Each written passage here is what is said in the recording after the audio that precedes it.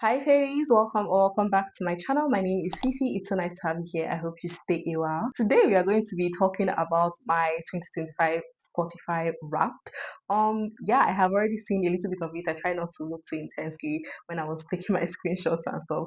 But from what I've seen, it's quite interesting. It's quite interesting to say the least. Let's just get right into it, honestly. So I listened to music for 9,818 minutes this year. Honestly, I'm quite disappointed, but also it makes so much sense because I had so much going on this year and I was doing a lot of other things. Like I read over 100 books this year.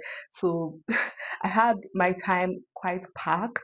I was also listening to podcasts and watching movies and films. It's just so hard when you love so many facets of art and then some of them ultimately get a little bit pushed to the side. But yeah, 10,000 minutes, I mean, it's still a lot of time to be listening to music. I listen to 129 genres, which is, I don't know, I had no idea actually that there were over 100 genres in the first place. So I'm like, okay, cool. My top five genres: pop R&B, pop soul, indie folk, rap.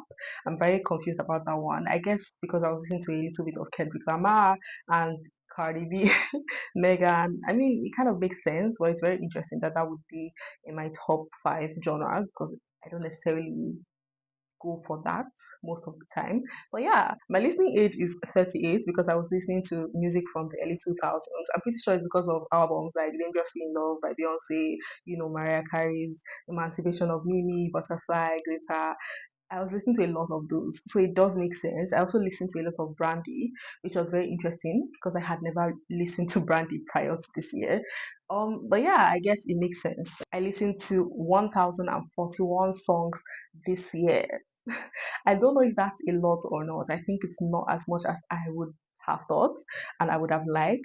Honestly, I need to lock in this next year because this is quite disappointing. I can't lie. Like, I'm very much disappointed in myself because I am a music head. Like, I love music down and I am a reaction channel like this. I'm not representing. My top song was Somewhere by Charlotte Lawrence from her album Somewhere. That makes a lot of sense, honestly. But I'm shocked that I only streamed it 29 times. I feel like I listened to it way more than that. I don't know about that.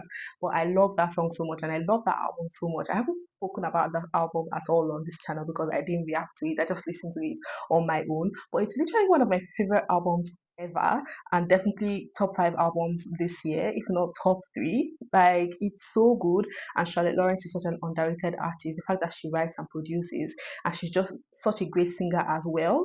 Like, y'all are platforming the wrong people, no shade. Literally, 4 out of 5 of my top five songs were songs from her album Somewhere. Like, if you take anything from this video, just go and listen to the album. It's so good. It's like indie pop, and it's just amazing in my opinion. Okay, but also All Night Sneak. It's not a sneak because I know exactly why it is here in my top five songs. There was a particular day that I listened to the song on loop for the entire day and I just kept listening to it and listening to it. So that's why it's number four. I'm even surprised that it's not higher. But I love that song so much. And this particular day, I just was shook at how good the song was and I just could not stop listening to it. I'm also shocked that there's not more Beyonce up here. That's kind of that's not very beehive of me, no shade. It's crazy that I listened to 46 albums this year because I thought I would have listened to more. I'm just very much shocked and disappointed in myself right now. My top album, obviously, Somewhere by Charlotte Lawrence, 809 minutes listened. A lot more than I thought, but this album came out in August. So I don't know, honestly. My top five albums, though: Somewhere by Charlotte Lawrence, Access All Areas by Flo. Yup, that album's so underrated. Yes, it's nominated for a Grammy now, but I feel like people are not tuned in as much as they should be. That's an incredible debut album. Literally one of the best debut albums ever. No shade. Stick Season, yeah, one of the only few men that I ever really, really, really listened to. I actually love Noah Khan, like love him down. And this album, honestly, it's one of my favorite albums ever. And I think it's one of the best albums ever, especially in the folk side of things. One of the best folk albums ever. Like Folklore Found Dead in a Ditch. No shade. Speaking of debut albums, though, Dangerously in Love by Beyonce, this album is actually one of the most underrated Beyonce albums, and it's also one of her best. It's definitely like top three Beyonce albums for me personally, and I listened to it down this year. Like, I overplayed this album, and I'm even surprised that it's number four and not number one because I was tuned in as hell. Lemonade, obviously, yeah. Love that album. I wanted to say I'm surprised Cowboy Carter is not here, but I don't necessarily find myself going back to that album as much as I should. It's an amazing album, and I think it's her best album thematically and artistically and creatively. That alongside Lemonade, of course. But it's not like necessarily an album I play very often, which is very interesting. My top artist, obviously Beyonce. Yeah, that makes so much sense. And I was going to say, like, where is Beyonce? She is the artist of my life. Everything to me. Flow number two makes sense. I ate that album up, guys. I'm not even joking. Charlotte Lawrence, yeah. Zara Larsson. I was going to say, where the hell is Zara Larsson? Like, I played her down this year. I also want to say, I've been a huge Zara Larsson fan before, she started blowing up.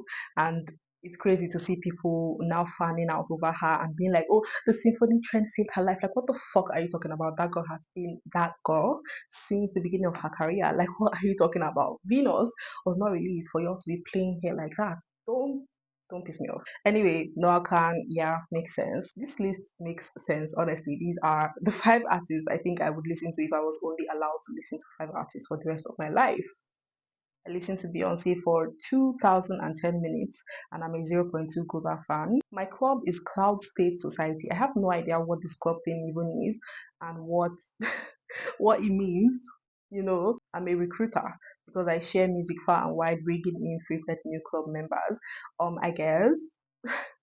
I guess. So there are these like AI powered report sheets that they give, which is like, okay, biggest music listening day, January 3rd, the day you let Beyonce headline your entire night and sunrise. From late evening through sunrise, you look through Beyonce's discography, then just saying love, B-Day, and I am Sasha Fierce.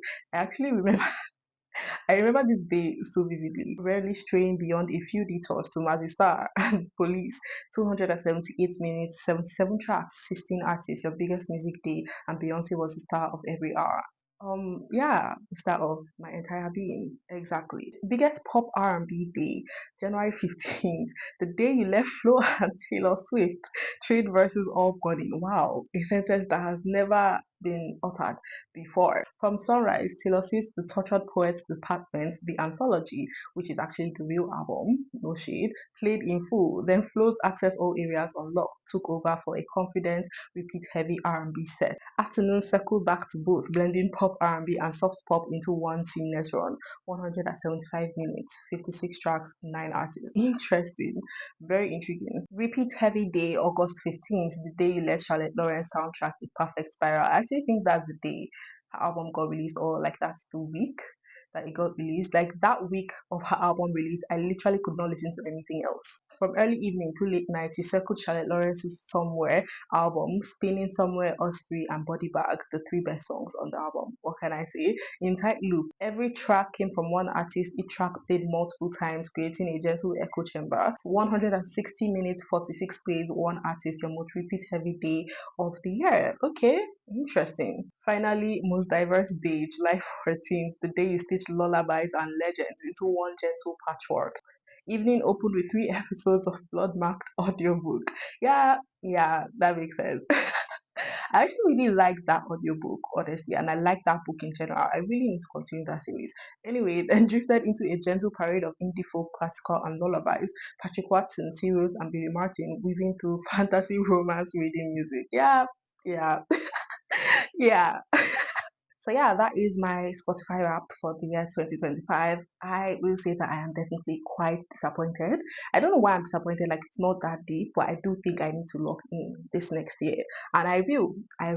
Okay, so yeah, let me know what your top five artists are, what your top five songs were, your top five albums. Just talk to me down below. I love reading and replying comments. It's one of my favorite pastimes. I am also a singer songwriter myself. I've been writing songs for a very long time now. I would like to start putting out some music of my own, but I need to build a little bit more of a platform so I don't just throw music out into the void that nobody will listen to. Okay, nobody wants to do that. So if you would like to support me on that front by liking this video, commenting, subscribing, and also following me on Instagram, that would be greatly appreciated. But for now, I will see you guys in my next video.